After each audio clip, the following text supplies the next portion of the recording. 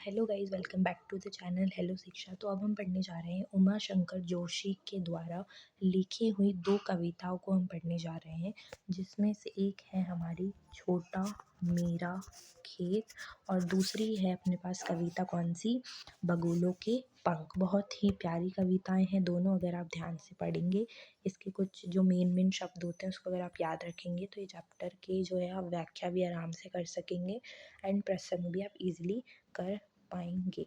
But उससे पहले चलिए शुरू करते हैं। छोटा मेरा खेत। तो छोटा मेरा खेत चौकोना, कागज का एक पन्ना, कोई अंधड़ कहीं से आया, क्षण का बीज वहाँ बो गया। तो ये जो व्याख्या है इसकी क्या है कि जो कवि हैं ये उपयुक्त पंक्तियों में कवि जो है वो कहते हैं कि उन्हें जो है कागज़ का जो पन्ना है जिस पर वे अपनी कविता लिख रहे हैं, वो जो कागज़ का पन्ना है वह एक छोटा खेत की तरह लग रहा है। बिकॉज जो खेत होता है ना वो भी चौकोना होता है, तो जो उनका कागज़ का पन्ना है वो भी उस खेत की तरह चौकोना है। ठीक है, वो भी उस खेत की तरह क्या है, चौकोना है। इनका कहने का तात्पर्य ये है कि जिस प्रकार जो किसान होता है वो खेती करता है, ठीक उसी प्रकार जो कवि है वो कविता लिखते हैं। ठीक है, कवि जो है वो कविता लिखते हैं। इसलिए जो कवि है वो पन्ने को खेत कह रहा है, क्योंकि खेत में भी आप क्या करते हो भाई, बीज बोता है।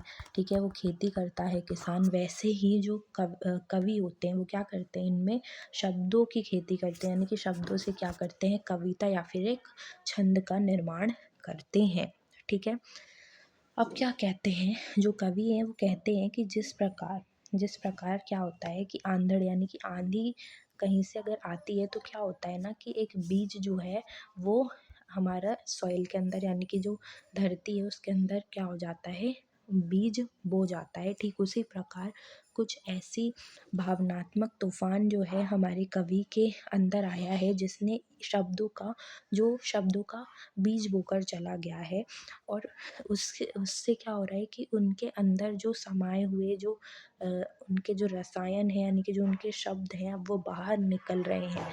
ठीक है, कैसे, देखो, कल्पना के रसायनों को पी बीज गल गया है निशेष, शब्द के अंकुर फूटे, पल्लव पुष्पों से निमित हुआ विशेष। तो इस पंक्तियों में क्या कह रहे हैं कि जो हमारी मतलब अचानक जैसे कि एक बीज बो जाता है, वैसे ही मेरे अंदर एक भावनात्मक तूफान आया है जिसने मेरे अंदर शब्दों का बीज बो दिया है, मेरी भावनाओं का बीज बो दिया है। और अब मैं उन भावनाओं को अपने शब्द से क्या कर रहा हूँ, प्रकट कर रहा हूँ। यानी कि मेरे अंदर जितने भी रसायन यानी कि जितने भी मेरे अंदर शब्द बसे थे, जितने भी मेरे अंदर जो कल्पनाएं थी मेरी, अब वो मैं उसको पीकर एक कविता या छंद का निर्माण कर रहा हूँ। ठीक उसी प्रकार जैसे कि जो हमारा बीज जो होता है, ठीक है ना, वो अपने पानी और खाद, मिट्टी वगैरह को यूज़ करके क्या करता है, बीज जो होता है वो गल जाता है और फिर उसमें से क्या होते हैं, पल्लव यानी कि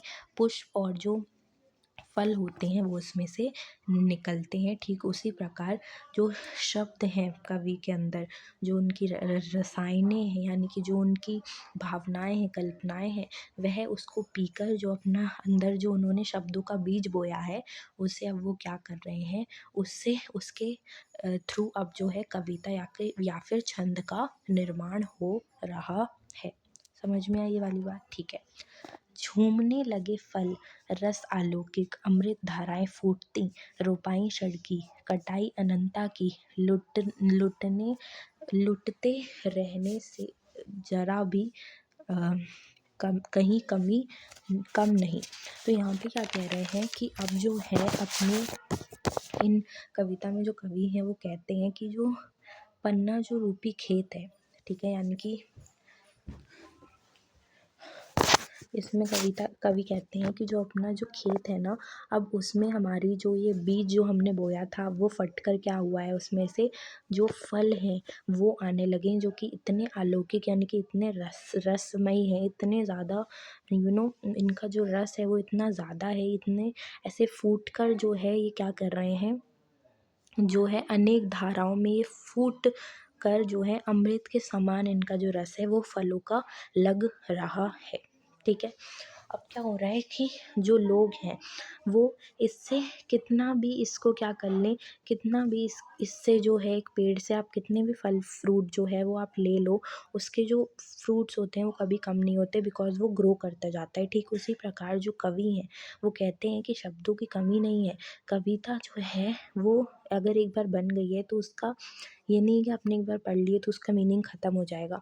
वो बहुत ही लंबे समय तक उसका जो रस होता है वो हमेशा रहता है।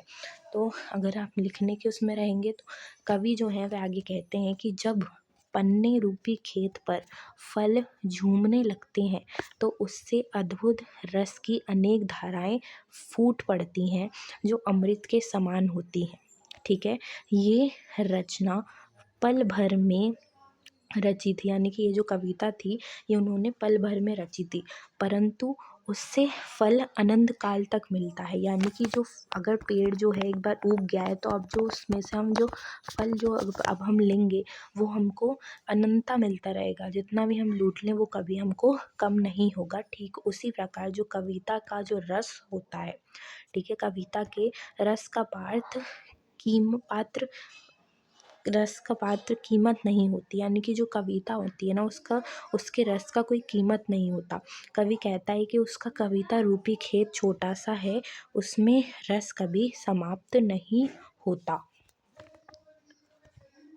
हाँ, तो वो कहते हैं कि उनकी जैसी जो कविता है ना, जो उसका जो कविता रूपी खेत जो छोटा सा है उसमें रस जो है वो कभी भी ख़त्म नहीं होता। रस का आश्रय पात्र सदा का छोटा मेरा खेत चौकोना, यानी कि जो रस है वो हमेशा ही उस कविता में रहेगा। ठीक उसी प्रकार जिस प्रकार जो फल है उसमें रस रहता है, ठीक है, और वो धीरे धीरे जो है वो आगे बढ़ता रहता है। ठीक उसी प्रकार मेरी जो कविता है वह भी आगे फैलती जाएगी और वह रस फैलाती जाएगी लोगों के बीच में।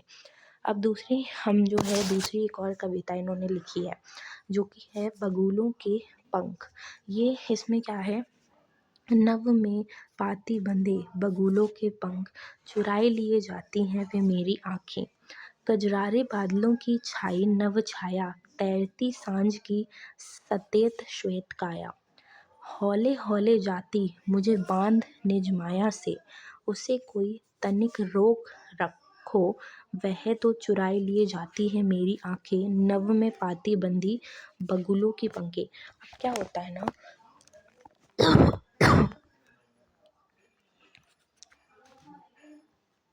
कि जो अपने बगुलो होते हैं ना, बहुत गंदा बनाया है कि जो कवि जो हैं वो कहते हैं कि जो आकाश है ना वो पूरा काला काला हो चुका है, काले काले बादल जो है ना वो छा चुके हैं उस पर। काले काले बादलों में क्या हो रहा है कि उन्हें जो बगुले हैं वो अपने उनके सुंदर सुंदर पंख देखने को मिल रहे हैं। वे कहते हैं कि जो आकाश में ये जो एक लाइन से ये जो इतने सारे जो बगुले हैं चलकर आ रहे हैं एक काले से नभ में, काले से नभ का मतलब है कि काले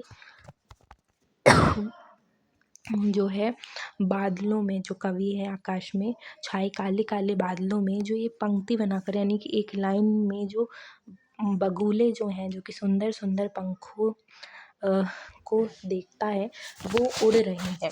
मानो ऐसा लगता है जैसे क्या हो रहा है कि जैसे जो है एक आकाश में जो है अपना एक श्वेत सा, इतने काले आकाश में हमको एक श्वेत यानी कि सफ़ेद जो है काया नज़र आती है इनके पंखों की। और ये जो दृश्य होता है ना, जैसे जैसे ये आगे बढ़ते जाते हैं वैसे वैसे जो कवि होता है ना वो धीरे धीरे जो है इस मनमोहक दृश्य में इस तरीके से बन जाता है कि उसकी आँखें जो हैं वो ऐसा लगता है कि उसकी आँखें जो है इस दृश्य ने चुरा ली है, ठीक है। और वो जो है वो आह्वान करते हैं, कवि जो है वो आह्वान करते हैं कि कवि जो है वह आह्वान करते हुए कहते हैं कि कोई तो इस मनमोहक दृश्य को रोको, ये मुझे अपनी ओर खींचते ले जा रहा है। लेकिन ऐसा कुछ नहीं होता, और जब भी ऐसा होता है तो वो उनके बगुलों की जो पाँखें होती हैं, यानी कि जो बगुले के जो पंख होते हैं वो उस पर ही उनकी जो नज़रें हैं वो रुकी रह जाती हैं एंड वो उसे ही देखते रह जाते हैं। ठीक है। सो आई होप आपको ये दोनों कविताएं जो हैं वो समझ में आई होंगी। बाकी मिलते हैं हम नेक्स्ट वीडियो में। Bye bye.